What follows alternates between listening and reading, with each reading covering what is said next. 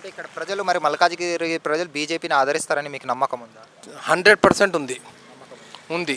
మరి మీరు ఈటెల గారు గెలుస్తారంటున్నారు. ఒకవేళ ఈటెల గారు గెలిస్తే సెంట్రల్ నుండి ఏమైనా నిధులు తీసుకొని వస్తారా? కంపల్సరీగా తీసుకొస్తారు స్టేట్కి, అంతే. సరే, సానుభూతి ఓట్లు పడే అవకాశం అయితే లేదంటారా ఈటెల గారికి? లేదు. సరే, సెంట్రల్లో ఈసారి మోదీ గారు హ్యాట్రిక్ కొట్టబోతున్నారు అనుకో. కంపల్సరీగా కొడుతున్నారు 100%. మోదీ గారు వస్తే సెక్యులరిజం ఉండదు, సెక్యులర్ కాదంటున్నారు, దానికి ఏమంటారు? ఇప్పుడు ముస్లిమ్స్ అందరే మోడీకి సపోర్ట్ చేస్తున్నారు. మోడీ వస్తేనే సెక్యులరిజం ఉంటుంది, అంతే. కంపల్సరీ. ఇప్పుడు కాంగ్రెస్ ఇవన్నీ వచ్చాయనుకో, ఇవన్నీ ఒక సైడ్ అయిపోతాయి.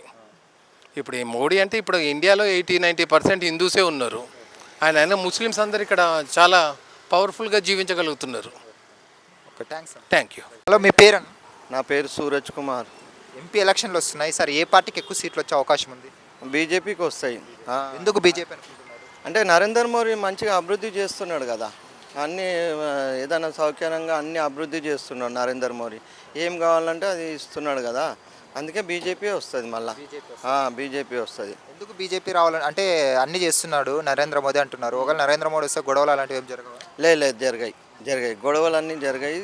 సైలెంట్. రామ మందిర్ కట్టించారు కాబట్టి ఓట్లు ఎక్కువ పడే అవకాశం ఉంది. రామ మందిర్ కట్టియకని కానీ అభివృద్ధి బాగా చేస్తున్నాడు. ఇప్పుడు ఇన్ని టెంపుల్లో అభివృద్ధి బాగా చేస్తున్నాడు. మొన్న ఒక బ్రిడ్జ్ కూడా ఓపెన్ అయింది కదా ఇక్కడ మన గుజరాత్లో, చాలా పెద్దది బ్రిడ్జ్. కొన్ని అభివృద్ధి బాగా చేస్తున్నాడు. హలో, నమస్తే బాబు, మీ పేరు? రామ్ నర్సయ్య. ఎంపీ ఎలక్షన్స్ వస్తున్నాయి కదా సార్, ఏ పార్టీకి ఎక్కువ సీట్లు వచ్చే అవకాశం ఉంది? బీజేపీకి ఎక్కువ వస్తాయి. బీజేపీ.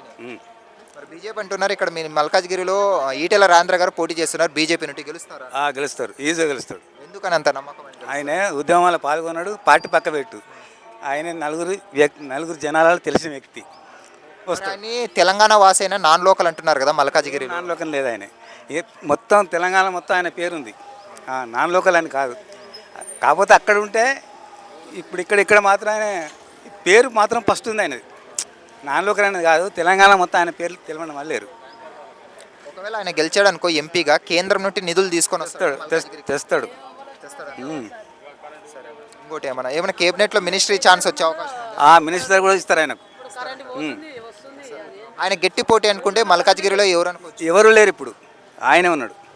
ముగ్గురు ఎట్లు ఇప్పుడు ఆయనే ఉన్నాడు, ఈటల రాజేందర్. అంటే ఈటల గారు పవర్ఫుల్ లీడర్ అనుకోవచ్చు. లీడరు.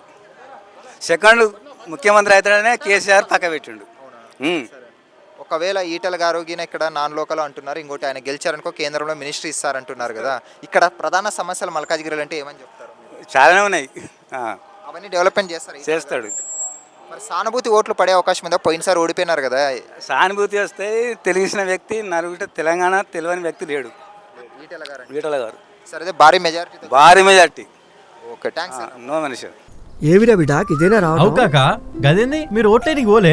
ఎవరికేస్తే ఏం లాభం? పెట్టిన దానికి 10 ఇంతలు సంపాదించేటోళ్ళే. తెల్లని అన్ని పాలు కావు, నల్లని అన్ని నీళ్లు కావు. మోడీ చెప్పి అవు మామా, మనం ఓటు వేస్తుంది మన ఆర్థిక వ్యవస్థను ఇంకా పెంచడం కోసం. ఎన్ని కష్టాలు వచ్చినా మన కోసం నిలబడుతున్న గొప్ప నాయకుడి కోసం.